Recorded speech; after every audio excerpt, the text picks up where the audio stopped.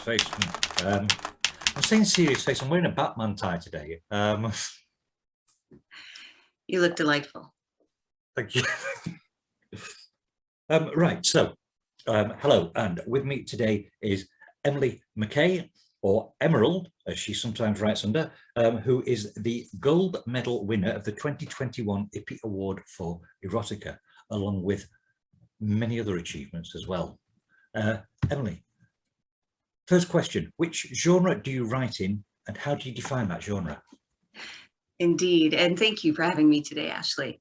Well, as you just alluded to, I write erotica, erotic fiction, and you know, there are probably a number of different ways people would technically define that. I personally see it as indicating that somewhere in the narrative, sexuality or some sort of sexual tension or sexual interaction is going to be a central part of the story in some way. And to differentiate that just quickly from romance or erotic romance even, oh, I'm sorry, and that it's probably going to be sexually explicit, or that at least it could be. And to differentiate that from erotic romance, you know, romance has very specific qualifications, such as there has to be a happy ending, and there has to be, just realized happy ending could seem ambiguous in this conversation. I'm sorry, it means that there's a romantic relationship occurring, and at the end of the story, those people are reconciled in their relationship and it's likely to continue. And that's happy for many of us. And in erotica, that's not necessarily the case. So sometimes I hear erotic romance and erotica used interchangeably. I do not use them interchangeably for that reason. When I write erotic fiction, it's not necessarily about a romantic relationship, nor does it necessarily have that kind of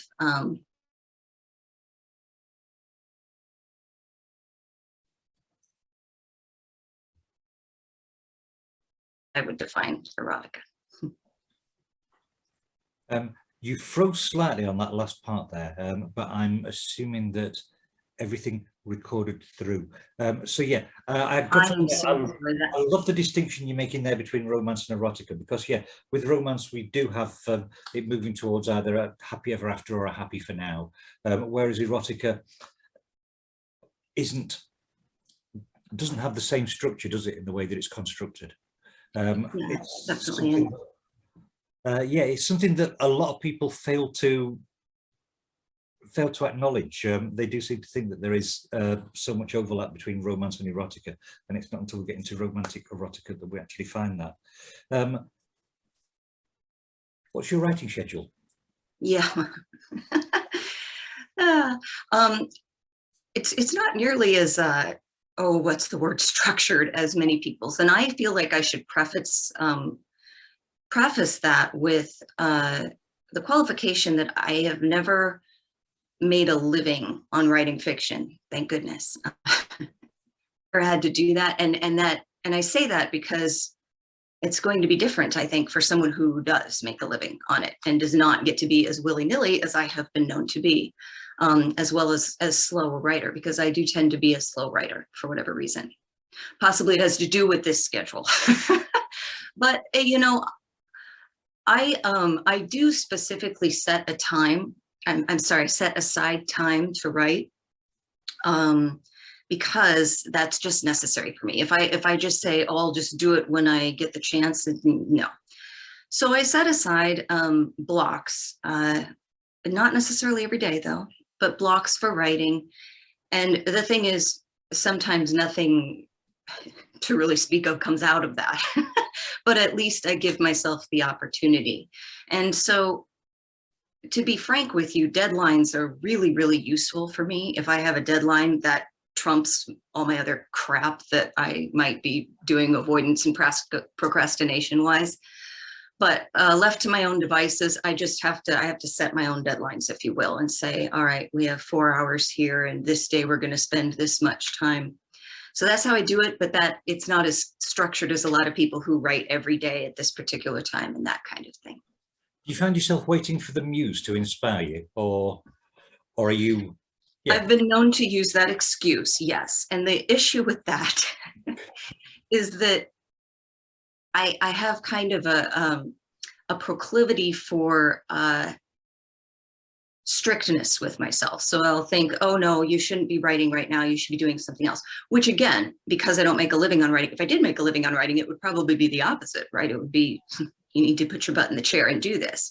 But I tend to think I should be doing something else. So even if something seems, oh, that's interesting, it's like that's when some part of me kicks in and says, no, you really need to go wash the dishes right now because that's been sitting there for however long. And that's why if I say, well, no, it's 1 o'clock, and I said that's when I'm going to write, it helps me. It's ridiculous. It's like I'm in what's the word, conflict with myself, which sometimes I am. Which is something that we need to be because we're writers, and yeah, nobody understands us better than us as writers. Which is more important to you then, plot or character? Yeah, that's a very easy question for me. It's most definitely character. I'm undeniably a character writer, and to start with the self-deprecating part about plot, I don't know that I even understand plot. It just sort of happens. Like if I were a mystery writer, for example, which I wouldn't be, because you need to have a plot. You have to have something that happens, and you know what that is. I don't know what that's like. I just start writing stuff and things happen. And but in all seriousness, with character, that's what's interesting to me about writing and frankly about life a lot of the time. This might seem a bit of a digression, but in primary school, we tended to learn the three types of conflict in a narrative: the human versus human, human versus nature, and human versus themselves. And that last one is what I almost always am writing. It's almost always about what's happening in this person and how are they developing and what's shifting about their perspective, psychologically, what are they experiencing?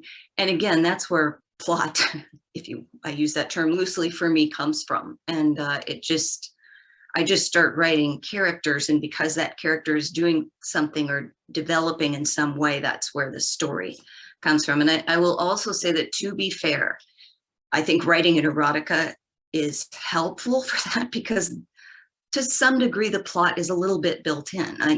There's going to be sexuality or sex somewhere in there, right? And so I don't necessarily have to come up with this fascinating notion like you do in many other genres about what's going to happen. It's what's happening with these characters, and here comes the erotic aspect and what's happening there. You know what I mean? I know exactly what you mean, and yeah, I understand it, because the fiction of yours that I've read, I can sort of like see that it is very, very character driven. Sorry, can't even speak properly at the moment. But also, you're selling yourself really short on your abilities with plot, because I've never stepped away from one of your stories and thought, I don't know what the chuff was happening there. It's always that's such a satisfying conclusion that's meticulously put together. So yeah. Well, thank you. That is characteristically generous of you to say. I'm going to have students watching this who know just how ungenerous a person I am. They're going to be looking at marks that they've got, thinking he's not generous. What piece of writing advice would you give to anybody who's just starting out? Yes, it's funny. Whenever I'm asked that, I feel like I just automatically feel like I'm not in a position to give anyone advice. But however, that being said, when people do talk to me about writing in that way, I feel like this seems to be an ongoing theme for me, that I'm not doing it for a living. But if one isn't necessarily doing it for a living so that they don't have to write for the market, if you will, I feel that one is generally going to find more fulfillment and more success, not necessarily on the financial level, but just more success in connecting with their audience, if you will, if they really write what is true for them, if they can really find that and connect with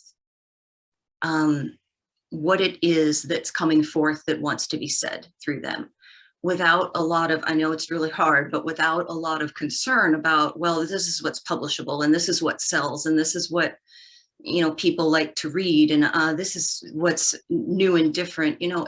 I don't even think it has to be. I read a wonderful quote recently, and of course I can't remember whom to attribute it to. W.H. Audley, maybe.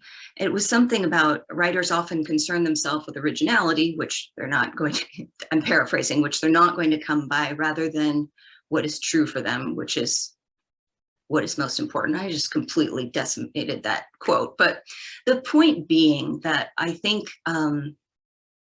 if we can really align with what's authentic for us, it ironically, even though it might not be to the market, that's what I think creates a real connection with a reader. And so I really encourage, that's what I tend to encourage when people are writing and ask me that question. And again, that's easy to say and hard to do. And that's if you don't have to pay your bills from writing, in which case I understand you're going to write whatever you can that sells. Yeah, I think that's bloody good advice, actually. And yeah, writing so that you're telling the story you want rather than the story that the market is demanding. Yeah, it's quite a challenge, but it's so satisfying when you get to do it. And yeah, some of my favorite stories are ones that I've just written thinking, do you know what, this is a good idea. And I mean, a couple of them I still haven't managed to sell, but obviously. So who do you read for pleasure? Yes, this is such a terrible admission for an author, but I have a habit of not reading for pleasure.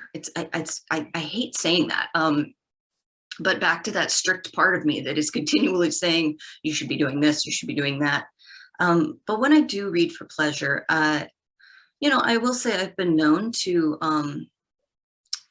read some of my erotic romance colleagues. And the reason I do that, you know, it's funny, even though I made the distinction that I don't always write erotic romance, I write erotica. Sometimes I write erotic romance. There is something satisfying about reading a romance. You know, I don't have to worry that I'm going to finish the book feeling just wrecked emotionally. I will finish the book and it will be emotionally satisfying, and that will be fine. And I appreciate that. And to be honest with you, if I'm really getting oh, I have a lot going on and I'm feeling too frazzled or too you know, like I need to relax, my throwback, I go back to Jane Austen, and I just read her over and over again, because that is sort of, and again, that's not a good thing to say as an author, because she's obviously not out there trying to make a living now writing. So I of course I want to support contemporary authors. I just will say that I will pick up a Jane Austen novel sometimes if I just want to relax, you know. I'm completely behind you on that. I think Jane Austen does things, she does things beautifully and so right. And yeah, I know she's not contemporary, but also she is. I mean, that's the reason why we've got Bridget Jones, because it's still the same story that's so important to us all. Yeah. Yeah, I certainly didn't mean not contemporarily relevant. I just meant she's not a contemporary author for me to support, which I like to do. Yeah, she's, I mean, you said she's not trying to make a living at the moment. She might be hammering on the inside of a coffin saying, let me out, and trying to make a living for herself. But, one never knows. Yeah. Your short fiction has appeared in some impressive anthologies, including anthologies edited by Rachel Kramer Bussell and Alison Tyler. How does the writing of short fiction differ from producing longer works? Which do you prefer and why? Yes. Well, I have to make an admission here that I've never this is embarrassing. I've never actually finished a novel. I've wanted to since I was 7. It hasn't quite happened yet. However, I have written novella length works that were longer enough than short stories that I noticed the distinction between the two. And they were very different for me, because the first novella length work that I wrote actually was on spec, and I was speaking with the editor, and he said, okay, he essentially said, what are you going to write? Tell me what is going to happen. And I just balked, and I went, oh, what? This is just not how I've tended to write. And so I said, okay. And I came up with this idea, a plot, you might even call it, and I outlined. Now I have never, I don't think, written an outline for a short story. So I had to have this outline of, well, this is what's going to happen, and this is why, and this is the tension developing, and this, and that was very new and strange to me. However, I will say, this surprised me actually. But once I did that and I sent it to him and he said, okay, great, go for it. I actually really liked having that structure then, because it became just a matter of, I'd look and say, okay, these two characters are doing this. And then it was almost, this is going to sound strange, it was almost like writing little stories within a story to make a big story. And because each scene I got to write, and it ended up being a lot, I don't know if easier is exactly the word that I would use, but unexpectedly it was much more seamless than I anticipated. And it almost was refreshing, because I would get done with a scene and then go, oh, well, look, now I'm writing that scene. And I didn't, have to come up with all of it at one time. Whereas when I write a short story, it just sort of, as I said before with the plot character question, it just sort of happens, and this happens. And I certainly don't know what's going to happen before I write it. So they're definitely distinct for me in that way. And I wouldn't say, oh, well, now I'll only do one over the other. But I definitely liked part of the longer form process more than I thought I might. But I do both. Do you think part of the reason for liking that was because, with you being character focused in your writing, you got to spend longer with those characters? It's interesting that you say that. I almost would say the opposite, because it allowed me to have any sort of a clue what the plot might be, so that I got to not feel, so that I guess I got to feel like, oh, I already know this, and that's nice to have that structure that I can depend on. So now I get to focus on these characters, but I know what they're doing already. And I don't know, there was something refreshing about that. And as far as character, I think the characters still were certainly my focus. And yet at the same time, I wasn't, they didn't have free reign, I guess, as much as they usually do, because literally it's usually, okay, what are you going to do? Really? Fascinating. Okay. Oh, and you're saying that now? Oh, and this is your motivation. Isn't that interesting? It's like they let me know as I go.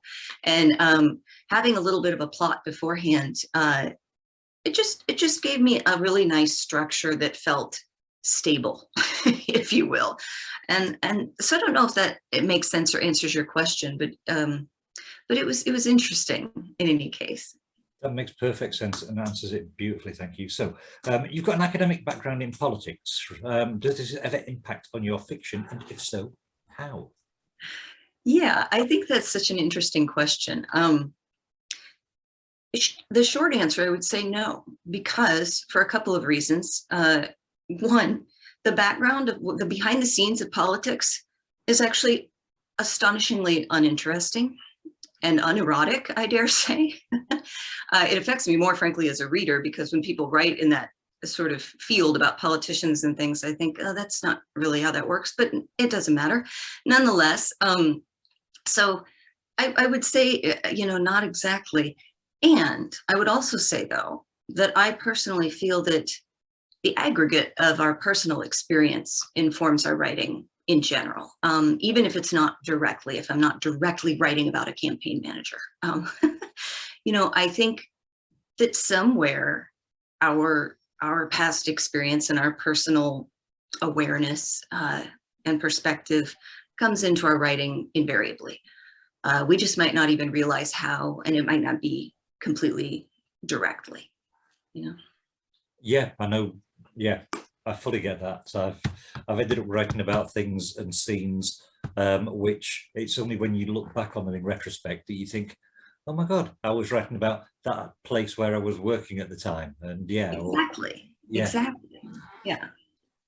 So I don't set out thinking, oh, because I know this with my background in politics, but there are times when I might see something, or it influences even in a way that the reader wouldn't recognize. So aside from being an author, you're also an editor and a proofreader. What are the commonest mistakes that you see when you're working with someone's manuscript? Yeah. In fiction, I, to go from the macro to the micro level, if you will, I would say on a large editing level, like before you get to, we need a comma here.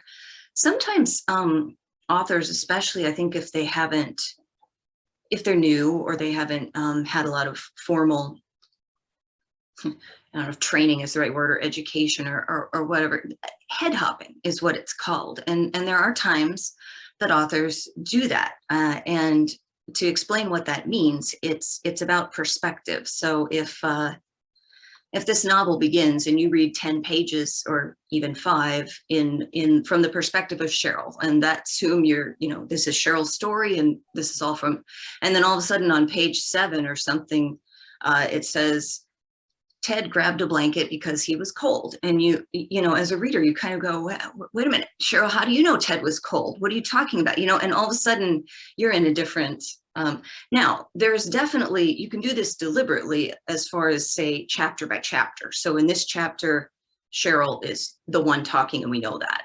And then the next chapter, it's from Ted's perspective, and we know that.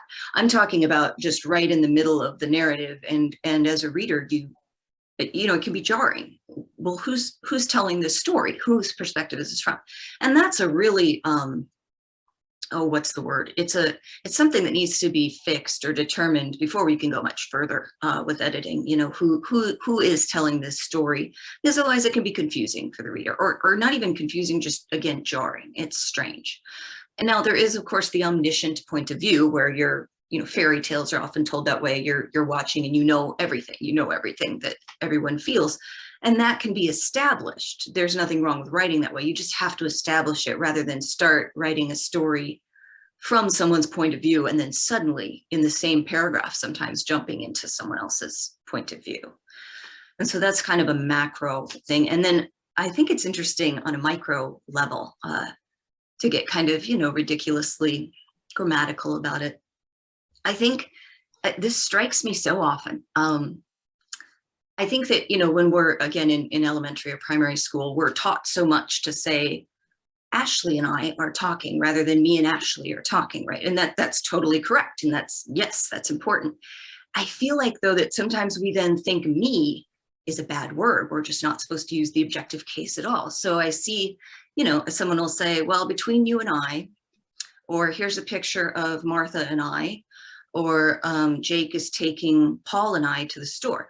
All of those are incorrect. In all of those cases, you would say me. And I think we just feel like when we say me, we're being grammatically incorrect. But me is a valid word. And, between you and me, this is a picture of Martha and me, and Jake is taking Paul and me to the store.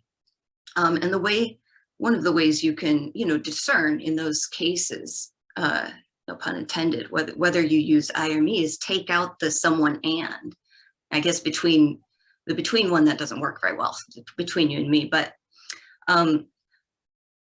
this is a picture of take out Martha and you would not say this is a picture of I, it's a picture of me. And, Jake is taking me to the store if you take out the Paul and. So I think it's interesting, not so much because I think, oh, people are wrong. That's not the point at all. I just think it's interesting that I think we had it drilled into us so much to say Ashley and I, and so and I, that me sounds like we're being wrong, even when we're not. Yeah, I think we're trying to be on our best behavior linguistically, aren't we? And we're trying to say things in the posh way. And yeah, I had a student once who submitted an essay where they'd put the word whom in as many times as they could, just so that it sounded more eloquent. I know exactly what you're talking about. I know exactly what you mean. And so, they'd use whom as the default, forgetting that who is a valid word, and sometimes it is actually correct. That's so funny. I know what you mean. Yeah, and I had another one who had been told not to write in the first person, and somebody said, just don't use the word I, or don't use the word me. So I got this essay from the student that sort of like said, one enjoys doing this and one does that. And and I shouldn't be laughing about things like that because we all make mistakes. And I'm not laughing at the student, I'm laughing because I've done exactly the same thing myself. Right, some of this stuff is hard. We don't always, to some of us, that kind of thing comes more naturally, like we just are aware of it. Whereas if you want to talk about math for a second, you'd be falling over laughing at my, I have no idea how this kind of, algebra kind of thing works. So I hear you. I've got a pocket calculator, and that's as much as I need for maths. Like to figure out the tip, in a restaurant. Anyway. I mentioned before that you write under a pen name. Why? Yeah, I have the funniest answer for that, because some people have truly legitimate reasons for that. Either they want to be anonymous because of their job or because of, I write under the pen name Emerald because I love emeralds. And when I started writing erotica, I didn't even think about it first. Then I realized, oh, sometimes people use pen names. I can be named Emerald. And it was it was just so exciting for me because I just wanted to use that name. It had nothing to do with anonymity. Although I think my mother was actually very excited when I told her, oh, I'm using a pen name, and she kind of breathed a sigh of relief. But that literally is the only reason, which is why I don't hide my identity. Emily McCay and Emerald are the same person. It's just, I just thought it'd be so fun to get to go by that name. Clearly I was not thinking of marketing at the time, because if you Google Emerald, you do not find me, and emerald.com was taken, strangely enough. So yeah. But yeah, what a brilliant superhero name you've got for yourself. Love it. And also, I'd mentioned before, you are a gold medal winner for the 2021 IPPY Award for Erotica. So how does it feel having your work validated like that? Well, I, of course, didn't know you were going to mention that, so I'm probably blushing right now.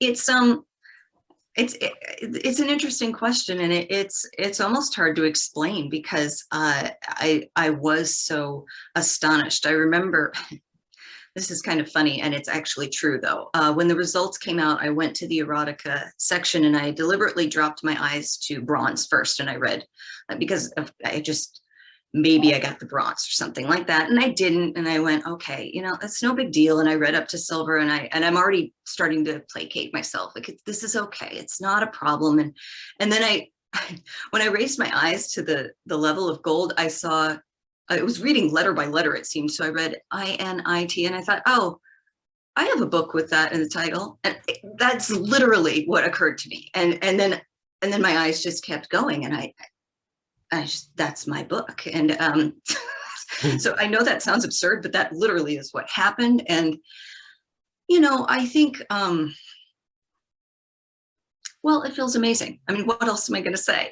It was really kind of euphoria producing. It was because marketing is not my forte, so I don't have a huge audience, but it was a really nice, to go back for a second to what I said about new authors and advice.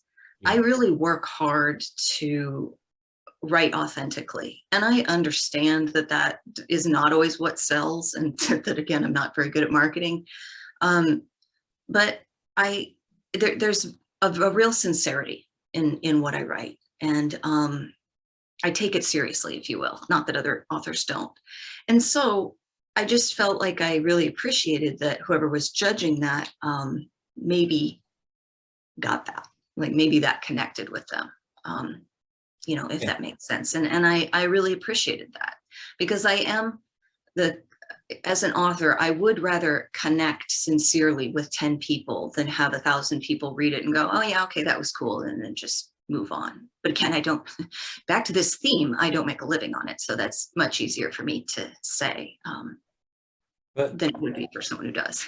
Again, that goes back to what you were saying before, the whole notion that you're writing with your authentic voice. You're not writing for the marketplace, yet you're getting the success with something like that. Well, yeah, well done and well deserved. And yeah, I will stop making you blush now. I'm just going to go on to the final question, which is, what are you currently working on, and where can we find more of your work? Yes. Well, let me gloss right over what I'm currently working on, because it's not very organized. Because there are times when I'm just writing, for lack of a better word, and I don't know what it's going to be yet, and I don't know what it is. If I don't have a deadline, and I don't right now, then that can be true. So I'm just writing right now, and I have no idea what it will end up being. I can say oh, I'm working on a novel. However, I've been saying that for a good decade. And so, let's just leave that out for now. So I am writing, but nothing cohesive, if you will, yet. And as far as where to find my other work, though, my website is thegreenlightdistrict.org. And all of my prior work is listed there, both anthologies that I've had, because as you mentioned, I've had stories in anthologies with many authors that one author edits, and then I have 3 short story collections of my own, and all that information is at thegreenlightdistrict.org. Emily, Emerald, thank you so much for your time. My students are really going to get a lot out of this. Oh, well, that's very generous of you to say. Thank you, Ashley. It's been my pleasure. Thank you.